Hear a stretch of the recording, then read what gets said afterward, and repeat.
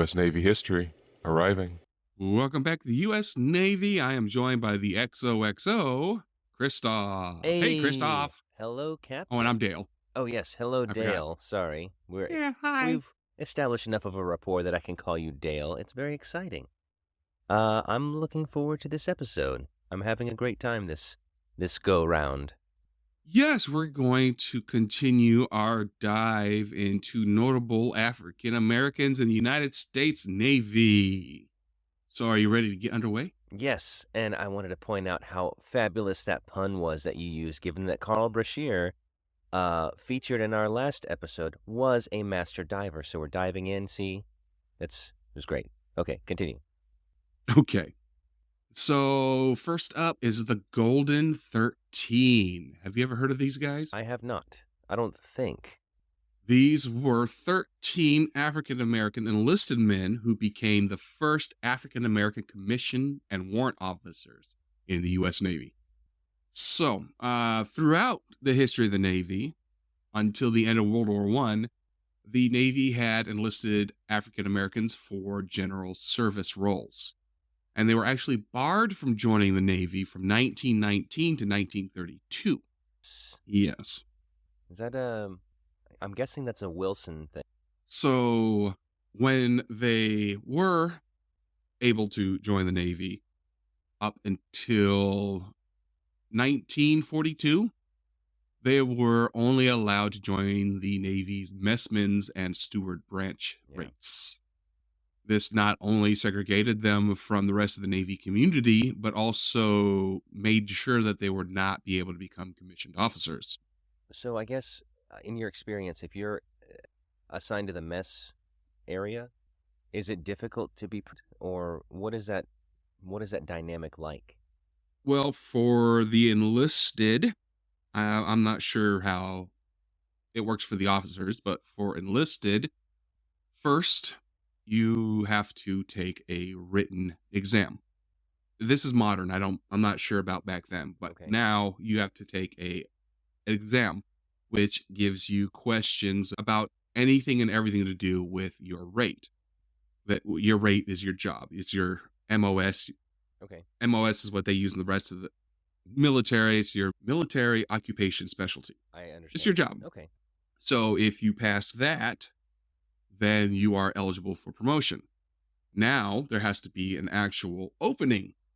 So for instance, if you're going from, say, machinist mate fireman, which is MMFN, which is an E3, to third class petty officer, there has to be an opening in your command for a machinist mate third class. I see. So you better hope that a third class got promoted to second class, and a second class got promoted to first class. So depending on your rate, you can actually get stalled out for quite a long time. I knew a guy who was a second class for a very long time just because there were no openings. That makes sense. And depending on the rate, like machinist mate, if you're a conventional machinist mate, it is pretty hard to get over third class because of the nukes. Because they're given third class right out of nuke school, and then they get second class just for re-enlisting. So yeah, getting up is a lot harder. And I imagine if we bring it back to the context of what you were saying, if all African Americans are in one specialization, or maybe all the people of one type are competing in one area, and so to hope that there's an opening in that area, like the likelihood of you moving up abysmally low, if you can move up. Right. And one of the things you can do to change rates is just to take the test for the next rank in that other rate. And then you can actually just jump from rate to advance. These guys didn't have that option. Doesn't sound like, no. So in June of 1941, President Franklin D. Roosevelt signed an executive order prohibiting ethnic and racial discrimination by federal agencies or contractors involved in the defense industry. And then in April of 1942, because of protests and pressure from civil rights leaders and press, the Navy allowed black men into the general service ratings for the first time. So that's when they were able to be something other than messmen and stewards. Responding to pressure from the First Lady, Eleanor Roosevelt, and Assistant Secretary of the Navy, Aldi Stevenson, in January of 1944, the Navy began to offer officer training courses for 16 African American enlisted men at Camp Robert Smalls. Wow. We Remember we know that him? name, We talked yes. about him. Yeah. So was Camp Robert Smalls sometimes even back then they would segregate the African American? Yes. Okay. So to ensure their failure, the normal training period of 16 weeks was reduced to 8 weeks. Oh, wow. And yeah, when they realized that someone in the Navy wanted them to wash out, the cadets covered up the windows of their barracks and studied all night. Nice. When they were when they were tested, the entire group passed with high marks. This caused a lot of disbelief in the chain of command that, a all-black cadet class could achieve higher scores than an all-white one. So they made them retake their tests. Really? Yep, they were like, you guys cheated. Yeah, retake them. They all passed again. Excellent. Awesome. The class average at graduation was 3.89. I wish I had those marks in college. So even though all 16 passed, only 12 were commissioned in March of 1944. They were Jesse Walter Abor, Philip George Barnes, Samuel Edward Barnes, Dalton Lewis Bowe Sr., George Clinton Cooper, Reginald Ernest Goodwin, James Edward Hare, Graham Edward Martin, Dennis Denmark Nielsen, John Walter Reagan, Frank Ellis Sulbut, William S. White. These guys were all commissioned as ensigns. Charles Bayard Lear was appointed as a warrant officer. The others that passed but were not given commissions was Augustus Alves, J.B. Pinckey, and Lewis Mummy Williams. Now, we don't know why all 16 were not given commissions, and we never will. That's pretty much it with that. So, because the Navy policy barred blacks from being assigned to combat ships, these first officers were assigned to command shore logistic units, small tugboats, and tender ships, and also training African American enlisted personnel. So previously, when they were just limited to mess duty, for example, they were allowed on combat ships, right? Because you'd have to feed your sailors, right, on each ship. I imagine this was kind of this changed what ship type they could serve on. I'm sure they could serve on multiple ships, almost any variety, as long as they were just serving food. But now that they were in some kind of more technical or specialized capacity outside of that, that's when it got limited. Was that fair to say? No, before World War II, they were not allowed to serve on combat ships at all. Really? Okay. Wow. They did not want to give them access to weapons. Okay, that makes sense. Just like when the Army, they weren't allowed to be frontline troops. They could only serve as logistical. Far from the weapons. Interesting. Yeah, I guess in that vein of thinking, you don't want to train someone you fear in weaponry, like marksmanship or combat techniques. Yeah. So yeah, at this time, World War II, that's when everything changed. Let's see. After the war, President Harry S. Truman officially desegregated the U.S. military in 1948. And at the time of the Golden 13's commissioning, there were approximately 100,000 African American men serving in the United States Navy's enlisted ranks. Of the 13, most of these guys got out after the war as Lieutenant JGs. 3 of them, Bowe Nelson and Reagan remained until they retired as lieutenant commanders. Samuel Barnes, he became the athletic director at Howard University and served on the executive committee of the NCAA. He was the first African American to do that. Dalton Bowe served as a instructor of the Naval Engineering School and then later at MIT. Dennis Nelson served as a public affair officer, and he submitted a report entitled The Integration of the Negro into the U.S. Navy, which was published as a book in 1951. William White would serve as the presiding judge of the Cook County Juvenile Court and justice of the Illinois Appellate Court. Wow. Yeah, when you said Cook County, I immediately thought Chicago. Yep. Okay. Cook County is Chicago. Frank E. Sublett was the last living member of the group. He passed away in 2006. In 1987, the U.S. Navy reunited the 7 living members to dedicate a building in their honor at Great Lakes Naval Recruit Training Command. That is Navy Boot Camp, for those that don't know. This is building 1405. This is where recruits first arrive for basic training, and it is named the Golden 13 in honor of them. So I have been through that building myself.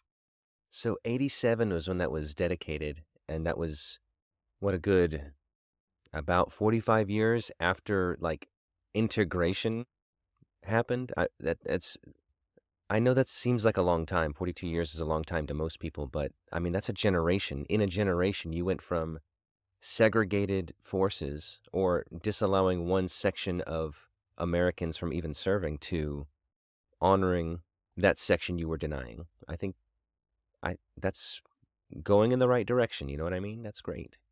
It's progress. Yeah. In 2006, ground was broken on a World War II memorial in North Chicago, Illinois, to honor the Golden 13 and Doris Miller. Today, the Golden 13 Memorial is located at Veterans Memorial Park, Sheridan Boulevard, and 18th Street. So, speaking of Doris Miller, why don't we talk about him? Name doesn't sound familiar. Continue. I'm glad you read my mind. Stay out of it most of the time. But in this case, I'm glad. Yeah, no, I don't like going in there. It's nasty. Well, let's just talk about Doris Miller. Okay. So he was a naval cook who was the first African American recipient of the Navy Cross and a nominee for the Medal of Honor. So let's get into his life. He was born in Waco, Texas on October 12th, 1919, to Connery and Henrietta Miller. He was named Doris as the midwife who assisted his mother was convinced before his birth that the baby would be a girl. Okay, take a brief pause from the story to explore this for just a little bit. Is there no way they can transition, like say, hey, we thought you were going to be a girl, you're a boy, and we have a backup name, or even if we don't have a backup name, a name for you. There was not were they bound by some contractual obligation, something that would make them stick to their guns on the name? I know I might be asking the wrong person. Yes. Yes. Well, that's just like, I don't know. like my wife, for example, and her mother, when she was pregnant, the doctor didn't know. It's like, oh, yeah, you're pregnant. You're going to have a baby. And then she gave birth. 2 babies came out, and they're like, oh, crap, we need another name. And it was like just kind of looking around and seeing what works. So they called her Shelf? Yeah, well, I didn't want to share with the listeners. Shelf, Okay. tissue box, then maiden name. Ah, okay. Love Shelf. So does Shelf, Tissue Box, and your wife ever trade places secretly just to see if you notice? They did on the phone when I first met because they sounded so similar. When I would call, it was very like, am I talking to my girlfriend or am I talking to my girlfriend's sister? Say, hey, I love you.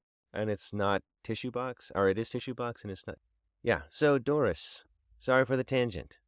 He was the third of 4 sons and helped around the house, cooked meals and did laundry, as well as worked on the family farm. He was a fullback on the football team at Waco's Alexander James Moore High School. He began attending the eighth grade at age 17 and repeated the grade the following year because he did not do very well at school. Hmm. And so he was like, I'm not doing this again. I'm done. He filled his time squirrel hunting with a 22 and completed a correspondence course in taxidermy. He then applied to join the Civilian Conversation Corps, but was not accepted. At the time, he was 6 feet 3 inches and weighed more than 200 pounds. Yeah, when you said fullback, I was like, this is a big dude. Fullback who worked on a farm. Right. He's So not only is he big, but he's built. right. It's what you call country strong. He worked on the farm actually until just before his 20th birthday. So Miller is listed in the U.S. Navy as a mess attendant, third class at the Naval Recruiting Station in Dallas. He was transferred to the Naval Training Center, Naval Operating Base, Norfolk, Virginia. After training school, he was assigned to the ammunition ship Pyro AE-1 and then transferred in 1940 to the Colorado class battleship West Virginia BB-48. It was on the West Virginia where he started competition boxing, becoming the ship's heavyweight champion. In July, he was on temporary duty aboard the Nevada BB-36 at Secondary Battery Gunnery School. He returned to West Virginia on August 3rd, and he advanced in rating to mess attendant second class on February 16th, 1940. Can I ask you a question real quick? Because something fit in my how you're describing it. And I know you mentioned at this time they could only, like in the, as far as specialty attendant, that Mhm. makes sense as far as rating. When he's getting trained on gun batteries, though, how does that duties of what why is he getting this? Or is that just a common training? When you are on board, you have a battle station. More than likely, he was getting training to be a secondary gun battery as his battle station. I see. So he would need training on the specific weapon that he would be expected to man when general quarters is sounded. Yeah, because when you go to battle stations, everybody is activated. Oh yeah, no, the entire crew is up in full battle dress at their battle stations, no matter where it is. Okay. Like when I was in my battle station was a AFFF pump in where was it? It was on the main deck, starboard side, about halfway forward and starboard, about the midline. There was a pumping station that was for fire suppression, AFFF. Okay. And my responsibilities there is to make sure that that pump is running right if needed. The closest I ever got to that was a fire drill. So I don't, not quite as precise. It's just like everybody go to that pole with gusto, but order. I imagine battle stations. Well, everything's still very ordered. I imagine so. Yeah, The when you hallways have are narrow, collide into. well, when you have 5,000 men and women all going to the battle stations, you would think it would be crazy and hectic, but it's not. It's very, very ordered. That's not how I imagined That's it. the training. That's cool. Oh, and speaking of firefighting, every member of the Navy is a trained firefighter. And I think that is a competitive advantage world powers, because if there is a fire on deck, everybody knows. If you have only, maybe they got caught up in an explosion and they're gone, nobody knows how to, and that's a problem. Yeah, everybody knows. Let's see. So that brings us to Pearl Harbor, December 7th, 1941. Miller woke up at 0600 aboard the West Virginia. He served breakfast mess and was collecting laundry at 0757 when the Japanese aircraft fired the first of 7 torpedoes that hit the West Virginia. The general quarters alarm went off, and Miller headed to his battle station, which was the anti-aircraft battery magazine midships. When he got there, he discovered that a torpedo had destroyed it. He then went to quote unquote Times Square on deck. This was a central spot aboard the ship where the fore to aft and port to starboard P-ways crossed, and he reported himself available for other duty. And he was assigned to help carry wounded sailors to places of greater safety. I say greater safety because when you're under attack, there Yeah. really is no safe place. Exactly, yes. Especially when you're on the target. Yeah.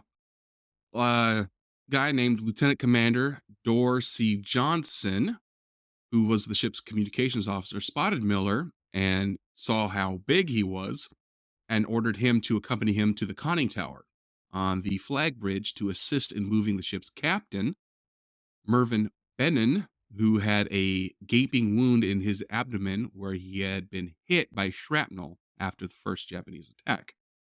Miller and another sailor lifted the captain, but were unable to remove him from the bridge. So he carried him on a cot from his exposed position to a sheltered spot on the deck behind the conning tower, where he remained there during the second Japanese wave. The captain actually refused to leave his post, period, and questioned his officers and men about the condition of the ship. And he kept giving orders to defend his ship. So he was, because of smoke and flames, he was carried up to a ladder to the navigation bridge, and that is where he passed away from blood loss. And he was given the Medal of Honor. That's incredible. Like, you have this humongous gaping wound in your abdomen, and instead of panicking, fleeing, you're like, nope, there's still orders to be given. We're under attack now, and that's what I'm doing. It Yeah. literally took his last breath. Lieutenant Frederick H. White had ordered Miller to help him and Ensign Victor Delano load the unmanned number 1 and number 2 Browning 50 caliber anti-aircraft machine gun, which was located aft of the conning tower. Now, Miller, he was not familiar with this weapon, but White and Delano gave him instruction on how to operate it.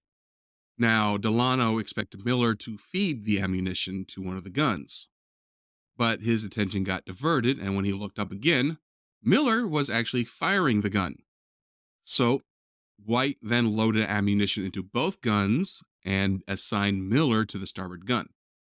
So Miller, he fired and fired and fired until he ran out of ammunition, where he was then ordered by Lieutenant Claude V. Ricketts to help carry the captain up to the navigation bridge, which we, just went through not too long ago. Right. Miller is officially credited with downing at least 2 Japanese planes. He said, quote, "I think I got one of them Jap planes. They were diving pretty close to us."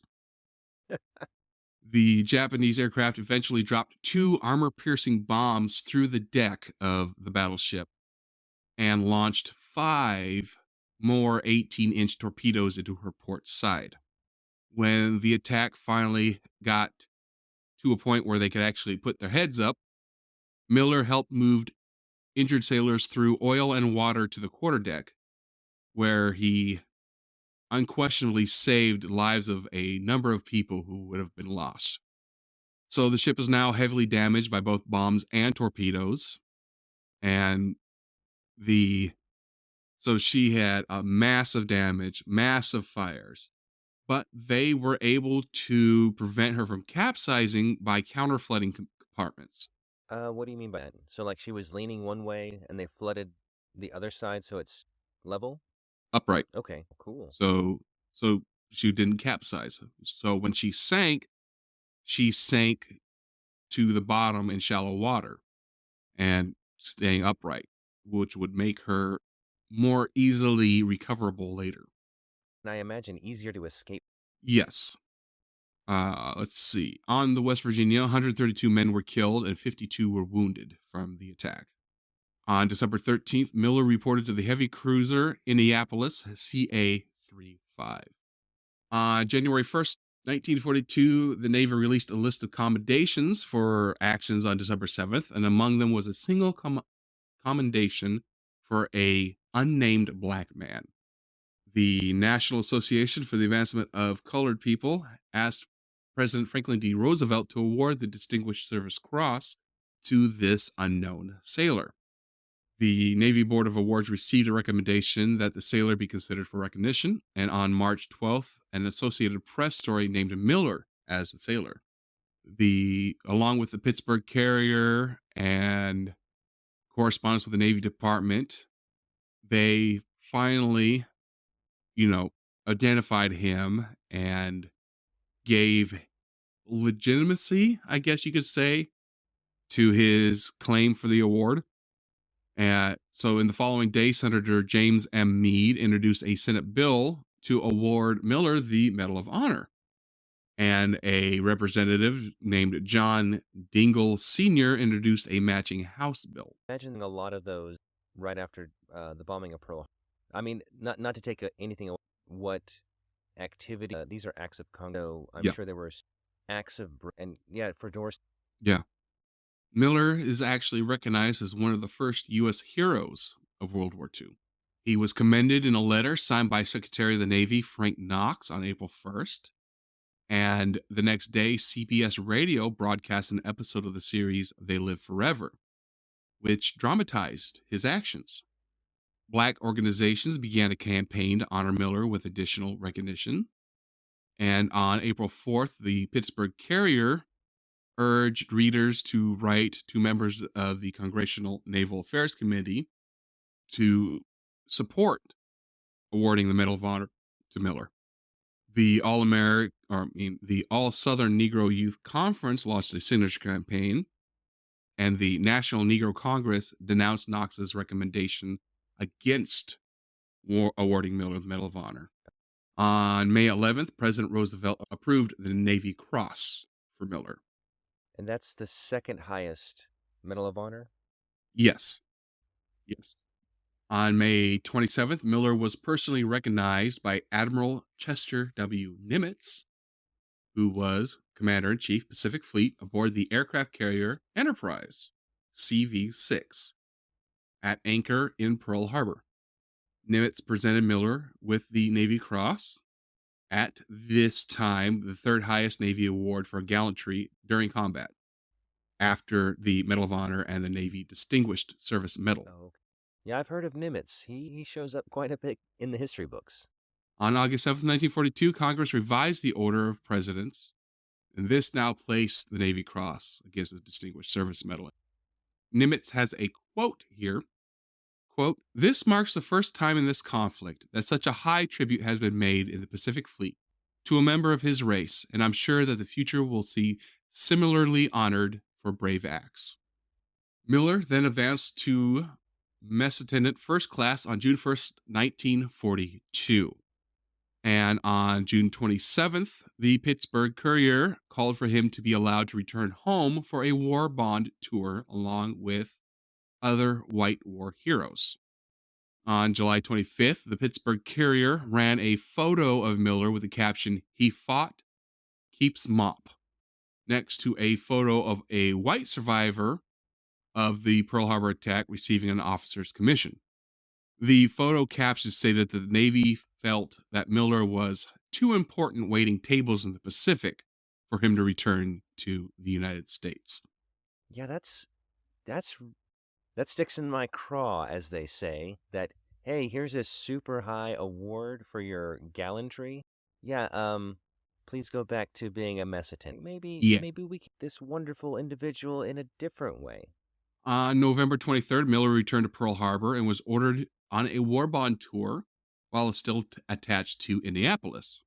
In December and January of 1943, he gave presentations in Oakland, California, in his hometown of Waco, and in Dallas to the first graduating class of black sailors from Great Lakes Naval Training Station.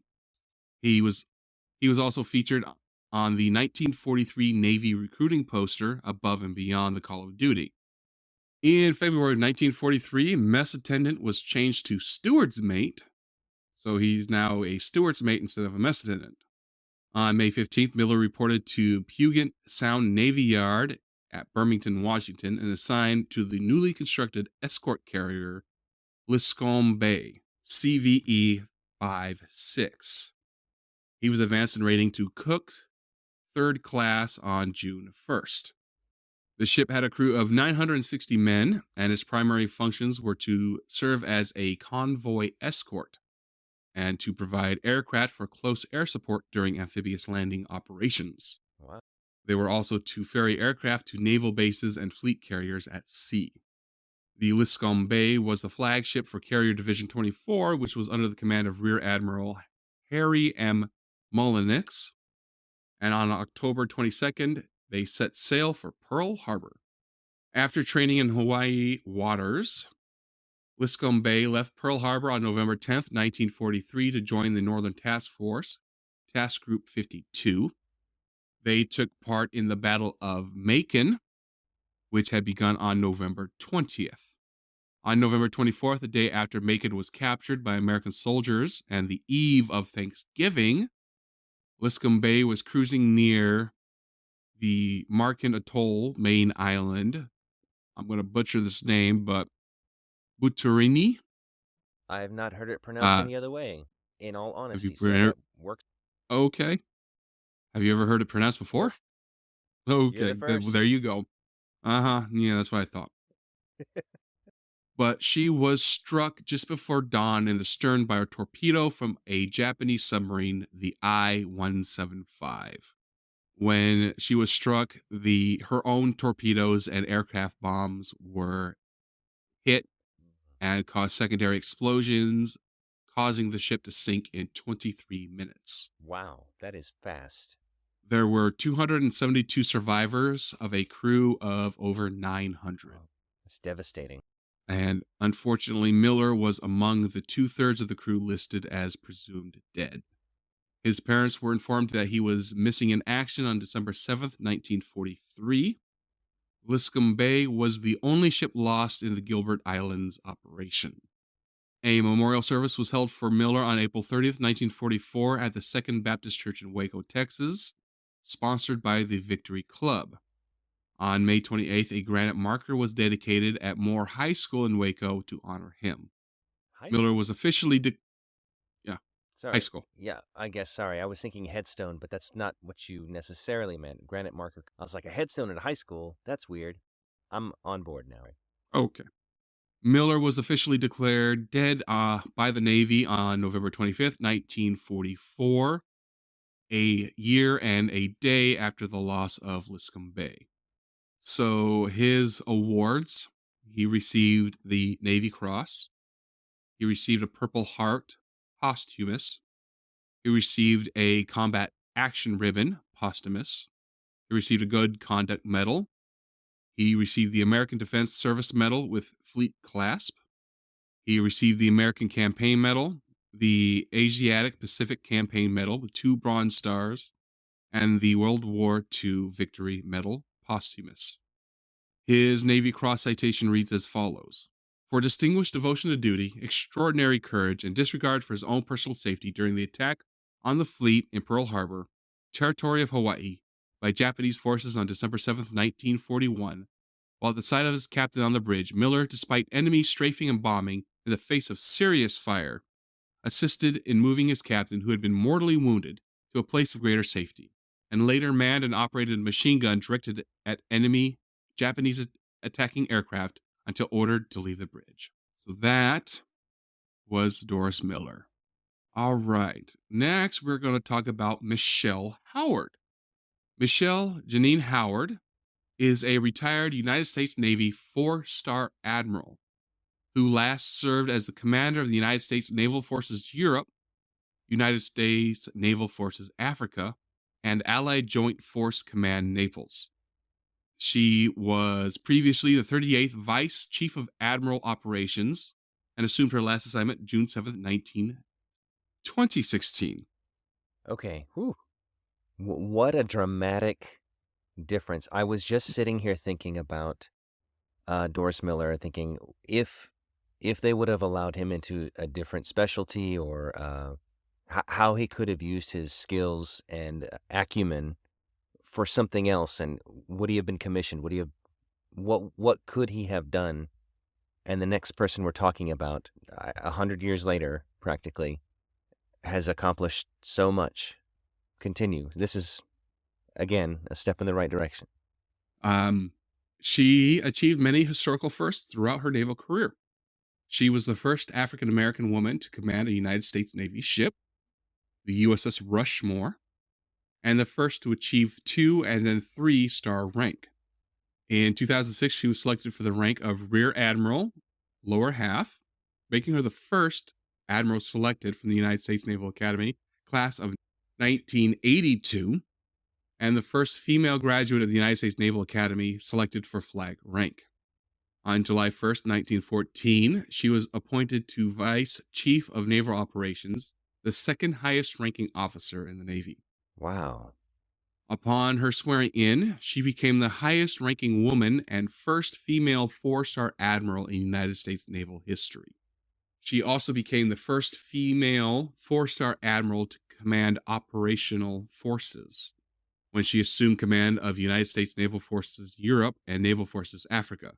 This lady must be tough as nails, because I imagine being an admiral is no small task, and No, having not at all.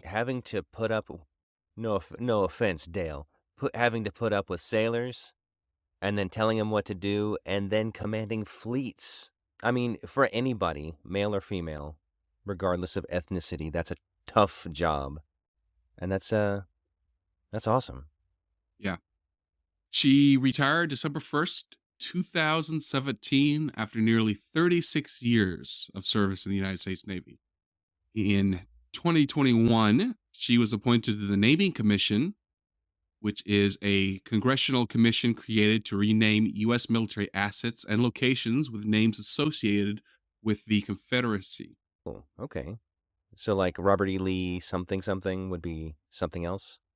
Mm-hmm. Okay. So that's Admiral Michelle Howard. Man, what a dynamo. That's, I mean, again, someone I had not heard of. I don't read about, at least. And so this is a really good opportunity to reflect on, hey, here's some really strong contributors that may have been overlooked. So I appreciate that, Mm-hmm. Dale. All right, we got one more before we call the episode for today. This is going to be Master Chief April D. Beldo. All right. So she was born in Kern County, California on January 18th, 1964, and she graduated from Desert High School, located on Edwards Air Force Base in 1982. She graduated from Excelsior University with a Bachelor of Science degree and received her Master of Arts degree from American Military University in Management in August of 2015.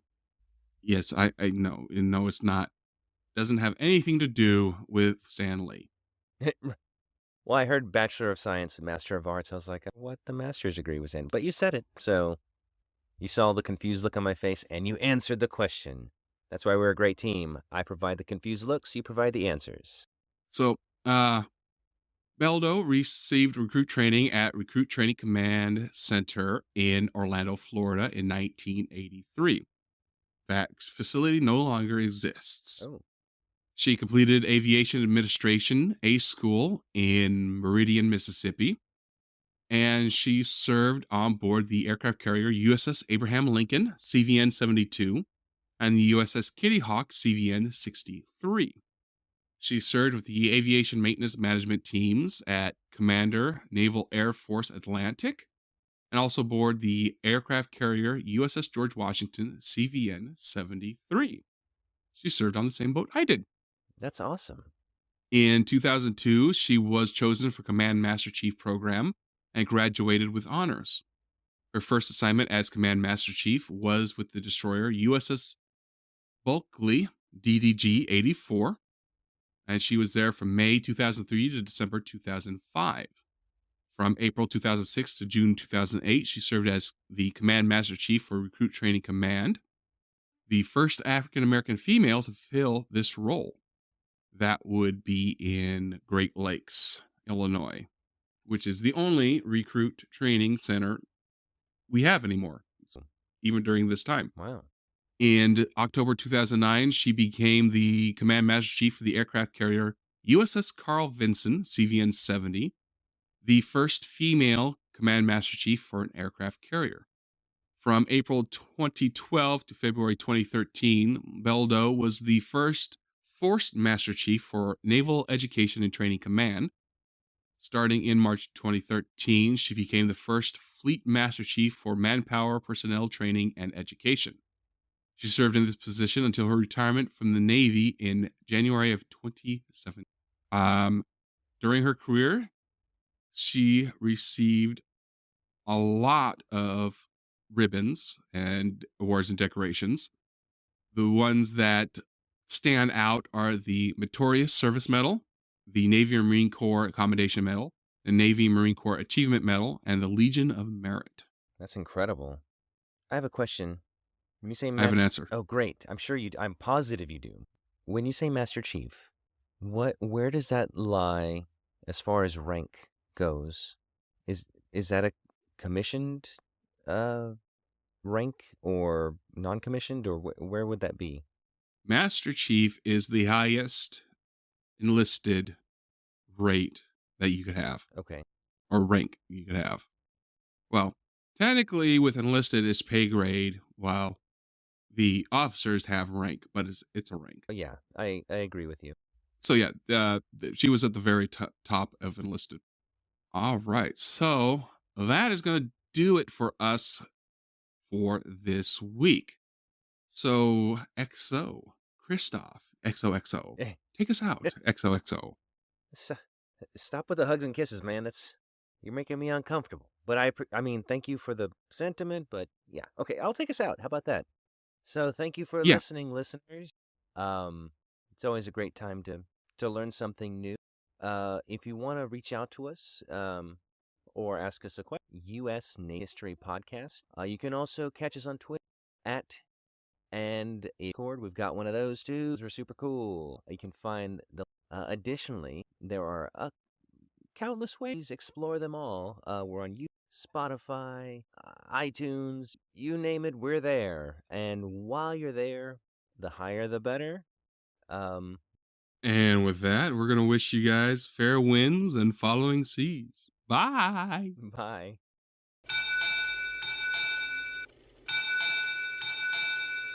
U.S. Naval History Podcast. Departing.